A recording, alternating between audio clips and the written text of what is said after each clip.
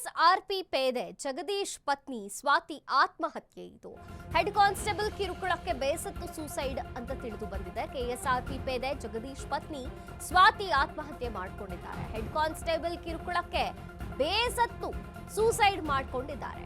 Head constable ವಿರುದ್ಧ black mail ಆರೋಪ. ಗಂಡನ ಬಳಿಕ ಹೆಂಡತಿಯು ನೇಣಿಗೆ ಶರಣಾಗಿದ್ದಾರೆ. ಗಂಡ ಸತ್ತ ವಾರದೊಳಗೆ ಹೆಂಡತಿಯೂ ಕೂಡ ನೇಣಿಗೆ ಶರಣಾಗಿದ್ದಾರೆ. ಭದ್ರಾವತಿ ನಗರದ ಹೊಸ ಸಿದ್ದಾಪುರದಲ್ಲಿ ನಡೆದಂತಹ ಘಟನೆ ಇದು. ಕೆಎಸ್ಆರ್ಪಿ ಪೇದೆ ಜಗದೀಶ್ ಪತ್ನಿ ಸ್ವಾತಿ ಆತ್ಮಹತ್ಯೆ ಮಾಡಿಕೊಂಡಿರುವಂಥದ್ದು. ಹೆಡ್ ಕಾನ್ಸ್ಟೇಬಲ್ ಕಿರುಕುಳಕ್ಕೆ ಬೇಸತ್ತು ಸೂಸೈಡ್ ಅಂತ ಹೇಳ್ತಿದ್ದಾರೆ. ಈಗ ಹೆಡ್ ಕಾನ್ಸ್ಟೇಬಲ್ ವಿರುದ್ಧ ಬ್ಲಾಕ್ ಮೇಲ್ ಆರೋಪವಿದೆ. ಗಂಡನ ಬಳಿಕ ಹೆಂಡತಿಯೂ ಕೂಡ ಈಗ ನೇಣಿಗೆ ಶರಣಾಗಿದ್ದಾರೆ. ಗಂಡ ಸತ್ತ ವಾರದ ಒಳಗೆ ಹೆಂಡತಿಯು ನೇಣಿಗೆ ಶರಣಾಗಿರುವಂಥದ್ದು.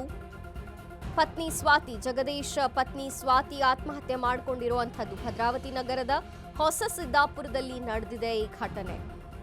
ಗಂಡ ಸತ್ತು ಇನ್ನು ಒಂದು ವಾರವೂ ಕೂಡ ಆಗಿಲ್ಲ. ಒಂದು ವಾರದೊಳಗಾಗೆ ಹೆಂಡತಿ ಕೂಡ ಈ ರೀತಿ ನೇಣು ಬಿಗಿದುಕೊಂಡು ಆತ್ಮಹತ್ಯೆಯನ್ನ ಮಾಡಿಕೊಂಡಿದ್ದಾರೆ. ಭದ್ರಾವತಿ ನಗರದ ಹೊಸ ಸಿದ್ದಾಪುರದಲ್ಲಿ ಈ ಘಟನೆ ನಡೆದಿದೆ. ಹೆಡ್ ಕಾನ್ಸ್ಟೇಬಲ್ ಕಿರುಕುಳಕ್ಕೆ ಹೀಗ ಆಗಿದೆ, ಬೇಸತ್ತು ಸೂಸೈಡ್ ಮಾಡಿಕೊಂಡಿದ್ದಾರೆ ಅನ್ನುವಂಥದ್ದು. ಗಂಡ ಹೋಗಿ ಒಂದು ವಾರವೂ ಆಗಿಲ್ಲ, ಆಗಲೇ ಹೆಂಡತಿಯೂ ಕೂಡ ಆತ್ಮಹತ್ಯೆ ಮಾಡಿಕೊಂಡಿದ್ದಾರೆ. ಹೆಡ್ ಕಾನ್ಸ್ಟೇಬಲ್ ವಿರುದ್ಧ ಬ್ಲಾಕ್ ಮೇಲ್ ಆರೋಪ ಇತ್ತು. ಜಗದೀಶ್, ಕೆಎಸ್ಆರ್ಪಿ ಪೇದೆ ಜಗದೀಶ್ ಹಾಗೂ ಪತ್ನಿ ಸ್ವಾತಿ ಅವರ ಫೋಟೋ ನೋಡ್ತಿದ್ದೇವೆ ನಾವು ಫುಟೇಜ್ನಲ್ಲಿ. ಹೆಡ್ ಕಾನ್ಸ್ಟೇಬಲ್ ವಿರುದ್ಧ ಬ್ಲಾಕ್ ಮೇಲ್ ಆರೋಪ ಇತ್ತು ಮತ್ತು ಹೆಡ್ ಕಾನ್ಸ್ಟೇಬಲ್ ಕಿರುಕುಳಕ್ಕೆ ಬೇಸತ್ತು ಸೂಸೈಡ್ ಅನ್ನುವಂಥ ಮಾಹಿತಿ ಲಭ್ಯವಾಗಿದೆ. ಗಂಡನ ಬಳಿಕ ಈಗ ಹೆಂಡತಿಯು ನೇಣಿಗೆ ಶರಣಾಗಿರುವಂಥದ್ದು. ಜಗದೀಶ್ ಆತ್ಮಹತ್ಯೆ ಮಾಡಿಕೊಂಡು ಜಗದೀಶ್ ಹೋಗಿ ಒಂದು ವಾರವೂ ಕೂಡ ಆಗಿಲ್ಲ, ಆಗಲೇ ಈಗ ಗಂಡನ ಬಳಿಕ ಹೆಂಡತಿಯು ಕೂಡ ಒಂದು ವಾರದೊಳಗಾಗಿನೇ ನೇಣಿಗೆ ಶರಣಾಗಿದ್ದಾರೆ. ಭದ್ರಾವತಿ ನಗರದ ಹೊಸ ಸಿದ್ದಾಪುರದಲ್ಲಿ ಈ ಘಟನೆ ನಡೆದಿದೆ. ಫೆಬ್ರವರಿ 14ರಂದು ಸ್ವಾತಿ ಪತಿ ಕೆಎಸ್ಆರ್ಪಿ ಪೇದೆ ಜಗದೀಶ್ ಆತ್ಮಹತ್ಯೆಯನ್ನ ಮಾಡಿಕೊಂಡಿದ್ರು. ಪತಿ ಸಾವಿನ ಶೋಕದಲ್ಲಿ ಸ್ವಾತಿಗೆ ಹೆಡ್ ಕಾನ್ಸ್ಟೇಬಲ್ ಮೋಹನ್ ಟಾರ್ಚರ್ ಕೊಡ್ತಿದ್ರಂತೆ.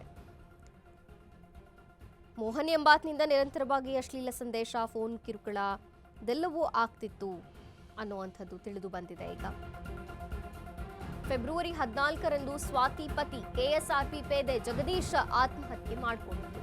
ಪತಿಯ ಸಾವಿನ ಶೋಕದಲ್ಲಿದ್ದಂತಹ ಸ್ವಾತಿಗೆ ಹೆಡ್ ಕಾನ್ಸ್ಟೇಬಲ್ ಮೋಹನ್ ಟಾರ್ಚರ್ ಕೊಡ್ತಿದ್ದಂತೆ. ಮೋಹನ್ ಎಂಬಾತನಿಂದ ನಿರಂತರವಾಗಿ ಅಶ್ಲೀಲ ಸಂದೇಶ, ಫೋನ್ ಕಿರುಕುಳ, ನಾನು ಪೊಲೀಸ್, ನನ್ನನ್ನ ಯಾರೂ ಏನೂ ಮಾಡಕ್ಕಾಗಲ್ಲ ಅಂತ ಬೆದರಿಕೆ ಬೇರೆ ಹಾಕ್ತಿದ್ದಂತೆ ಮೋಹನ್. ಇದರಿಂದಾಗಿ ತೀವ್ರವಾಗಿ ನೊಂದಿದ್ದಂತಹ ಸ್ವಾತಿ ಇವತ್ತು ಬೆಳಿಗ್ಗೆ ತಾಯಿಗೆ ಸಂದೇಶವನ್ನ ಕಳಿಸಿದ್ದಾರೆ. ತನಗೆ ಆಗ್ತಿರುವಂತಹ ಮಾನಸಿಕ ಹಿಂಸೆಯ ಬಗ್ಗೆ ಅಳಲು ತೋಡ್ಕೊಂಡಿದ್ದಾರೆ ಸ್ವಾತಿ. ಇದಾದ ಸ್ವಲ್ಪ ಹೊತ್ತಿಗೆ ಗಂಡನ ಮನೆಯಲ್ಲಿ ನೇಣಿಗೆ ಶರಣಾಗಿದ್ದಾರೆ ಸ್ವಾತಿ. ಸ್ವಾತಿ ಕುಟುಂಬಸ್ಥರಿಂದ ಮೋಹನ್ ವಿರುದ್ಧ ಸಾಕ್ಷ್ಯ ಸಮೇತ ದೂರಿದೆ. ಭದ್ರಾವತಿಯ ನ್ಯೂ ಟೌನ್ ಪೊಲೀಸ್ ಠಾಣೆಗೆ ಟಾರ್ಚರ್ ಪೊಲೀಸ್ ವಿರುದ್ಧ ಕಂಪ್ಲೇಂಟ್ ಆಗಿದೆ. ಈ ಸರಣಿ ಆತ್ಮಹತ್ಯೆ ಹಿಂದೆ ಮೋಹನ್ ಪಾತ್ರ ಇದೆಯಾ, ಪೊಲೀಸರು ತನಿಖೆ ಮಾಡಬೇಕಿದೆ. ತೀರ್ಥಹಳ್ಳಿ ತಾಲೂಕಿನ ಮಾಳೂರು ಠಾಣೆಯ ಹೆಡ್ ಕಾನ್ಸ್ಟೇಬಲ್ ಮೋಹನ್. ಸ್ವಾತಿ ಮೃತದೇಹ ಭದ್ರಾವತಿ ತಾಲೂಕು ಆಸ್ಪತ್ರೆಗೆ ಶಿಫ್ಟ್ ಆಗಿದೆ. ಮರಣೋತ್ತರ ಪರೀಕ್ಷೆ ನಡೀತಿದೆ. ಮೂಲತಃ ಭದ್ರಾವತಿ ತಾಲೂಕಿನ ಗೋಣಿಬೀಡು ಗ್ರಾಮದ ಸ್ವಾತಿ ಜೆ.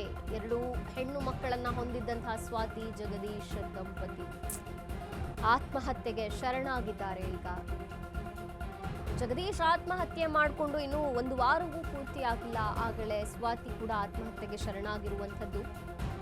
ಗಂಭೀರವಾದಂತಹ ಆರೋಪ ಕೇಳಿ ಬರ್ತಿದೆ. ಕೊನೆಯ ಸಂದೇಶ ಏನು ಅನ್ನೋದನ್ನ ತೋರಿಸ್ತಿದೀವಿ ನೋಡಿ ಫುಟೇಜ್ ಅಲ್ಲಿ. ಅವರು ಹೆದರ್ಸೋಕ್ ಹೋಗಿ ಸೂಸೈಡ್ ಮಾಡಿಕೊಂಡ್ರು ಅನ್ನುವಂಥದ್ದು. ಮೋಹನ್ ಎಂಬುವರು ಜನರ ಬಳಿ ಕೆಟ್ಟದಾಗಿ ಹೇಳುತ್ತಿದ್ದಾರೆ. ಫೇಸ್ಬುಕ್ನಲ್ಲಿ ನನಗೆ ಮೆಸೇಜ್ ಮಾಡಿದ್ರು, ನಾನು ಬ್ಲಾಕ್ ಮಾಡಿದ್ದೆ. ಸ್ವಾತಿಯ ಮೆಸೇಜ್ ಇದು. ಆ ಸಿಟ್ಟಿಗೆ ನನ್ನ ಬಗ್ಗೆ ಜನಗಳ ಬಳಿ ಮೋಹನ್ ಕೆಟ್ಟದಾಗಿ ಹೇಳ್ತಿದ್ದಾರೆ. ಅವನನ್ನ ಸುಮ್ಮನೆ ಬಿಡಬೇಡಿ ಎಂದು ಫೈನಲ್ ಮೆಸೇಜ್ ಹಾಕಿರುವಂತಹ ಸ್ವಾತಿ ಕಡೆಯ ಮೆಸೇಜ್ ತಮ್ಮ ತಾಯಿಗೆ ಕಳಿಸಿದ್ದಾರೆ. ಫುಲ್ ಡ್ರಿಂಕ್ಸ್ ಮಾಡಿ ನನ್ನ ಗಂಡ ಜಗದೀಶ್ ಸಾವನ್ನಪ್ಪಿದ್ರು. ಅವರು ಹೆದರ್ಸೋಕೆ ಹೋಗಿ ಸೂಸೈಡೇ ಮಾಡ್ಕೊಂಡ್ಬಿಟ್ರು ಗಂಡ. ಆದ್ರೆ ಮೋಹನ್ ಎಂಬುವರು ಜನರ ಬಳಿ ಕೆಟ್ಟದಾಗಿ ಹೇಳ್ತಿದ್ದಾರೆ ನನ್ನ ಬಗ್ಗೆ. ಫಸ್ಟು ಫೇಸ್ಬುಕ್ ಅಲ್ಲಿ ನಂಗೆ ಮೆಸೇಜ್ ಮಾಡಿದ್ರು, ನಾನು ಬ್ಲಾಕ್ ಮಾಡಿದ್ದೆ. ಆದ್ರೆ ಅದೇ ಸಿಟ್ಟಿಗೆ ಜನರ ಬಳಿ ನನ್ನ ಬಗ್ಗೆ ಕೆಟ್ಟದಾಗಿ ಹೇಳ್ತಿದ್ದಾರೆ ಮೋಹನ್ ಅಂತ ಸಂದೇಶ ಕಳಿಸಿದ್ದಾರೆ. ಅವನನ್ನ ಸುಮ್ಮನೆ ಬಿಡಬೇಡಿ, ಅಂತ ಫೈನಲ್ ಆಗಿ ಮೆಸೇಜ್ ಹಾಕಿದ್ದಾರೆ ಸ್ವಾತಿ. ಜಗದೀಶ್ ಕೂಡ ಹೆದರ್ಸೋಕ್ ಹೋಗಿ ಆತ್ಮಹತ್ಯೆನೇ ಮಾಡ್ಕೊಂಡ್ಬಿಟ್ರು. ಅವರು ಹೋದ ನಂತರ ಈತ ನನಗೆ ಮತ್ತೆ ಟಾರ್ಚರ್ ಮಾಡ್ತಿದ್ದಾನೆ ಅನ್ನುವಂಥ ರೀತಿಯಲ್ಲಿ ಸಂದೇಶವನ್ನ ಕಳಿಸಿದ್ದಾರೆ. ತಮ್ಮ ತಾಯಿಗೆ ಕಡೆಯ ಸಂದೇಶವನ್ನ ಕಳಿಸಿದ್ದಾರೆ. ಈ ಕಡೆ ಪೊಲೀಸ್ ಆರೋಪಿ ನನ್ನನ್ನು ಯಾರೇನೂ ಮಾಡೋಕ್ಕಾಗಲ್ಲ, ನಾನು ಪೊಲೀಸ್ ಅನ್ನುವಂಥ ರೀತಿಯಲ್ಲಿ ಟಾರ್ಚರ್ ಕೊಟ್ಟಿದ್ದಾನಂತೆ. ಈ ಸರಣಿ ಆತ್ಮಹತ್ಯೆ ಹಿಂದೆ ಹಂಗಾರೆ ಮೋಹನ್ ಪಾತ್ರ ಇದೆಯಾ ಅಂತ ಪೊಲೀಸ್ ತನಿಖೆಯಿಂದ ಗೊತ್ತಾಗಬೇಕಿದೆ.